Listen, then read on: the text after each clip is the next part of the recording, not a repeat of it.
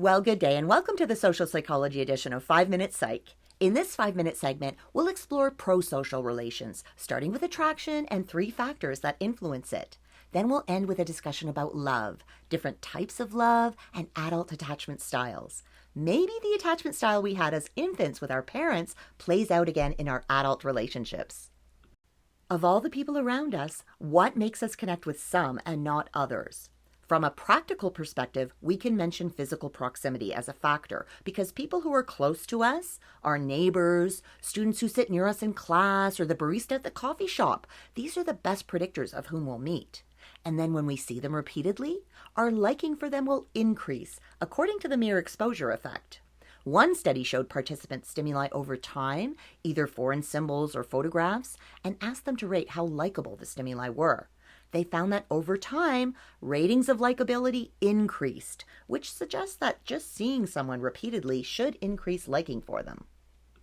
Another important factor that determines attraction is similarity, and when it comes to romance, opposites do not attract. We much prefer partners who have similar attitudes, beliefs, and values as us. We don't want to see something and gasp in horror and look over at our partner and find them laughing hysterically. Obviously, physical appearance is a factor that influences attraction, and most of us prefer to be around people who are more physically attractive. This is because regardless of what they're actually like on the inside, we automatically assume that beautiful people are also beautiful on the inside, and we attribute many positive characteristics to them. But even though we're attracted to beautiful people, we tend to end up with a partner that matches our own level of attraction. So, if you want to know how good looking you are, look at your partner. So who is rated as physically attractive? Well, this differs somewhat across cultures. In some cultures, women with small feet are attractive, or men with hairy backs. But across all cultures, there are some consistencies in what we consider attractive. Signs of health, like shiny hair, strong teeth, good muscle tone. We're attracted to healthy people.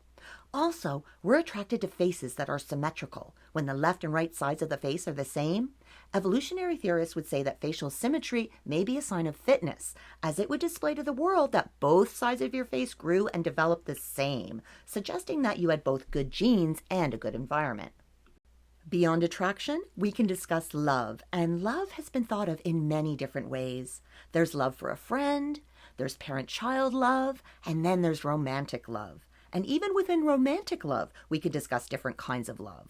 Passionate love is usually felt at the beginning of a relationship, and it's very intense with a feeling of excitement. When you feel passionate love, you want to be with the person all the time, and you don't see their flaws, and just being around them can make you feel shaky.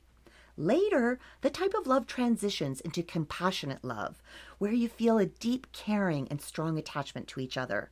Yeah, the excitement may be gone, but it's replaced with a deep commitment and feeling of intimacy. Ways of deepening love include equity, when both partners feel like they're giving and receiving the same in the relationship. If you feel like you're the one always giving and you're not getting the same back, eventually you'll give up. Another important ingredient is self-disclosure, where you share your innermost thoughts, feelings, and goals with your partner. This kind of disclosure builds intimacy and trust and naturally deepens the bond between you. Finally, your partner should offer support. They should be that safe place to fall at the end of the day when the rest of the world has been a big challenge. They shouldn't be making it more difficult. And if they are, then it would be impossible for you to be vulnerable with them and build that trust. Another idea is that we look for partners who fit the same attachment style that we had with our parents when we were infants. This makes sense because our caregivers would have been the first opportunity to learn about trust. So, infants who had a secure attachments with their caregivers also have secure adult attachment style and are comfortable getting intimate with another, and they don't fear being abandoned. Roughly half of us fall in this category. But 1/4 of us have an avoidant adult attachment style, and we have great difficulty trusting others and can't relax in relationships. Finally, roughly another 1/4 of us have ambivalent adult attachment styles, and as a result, we cling onto our partners, desperately afraid that they'll leave.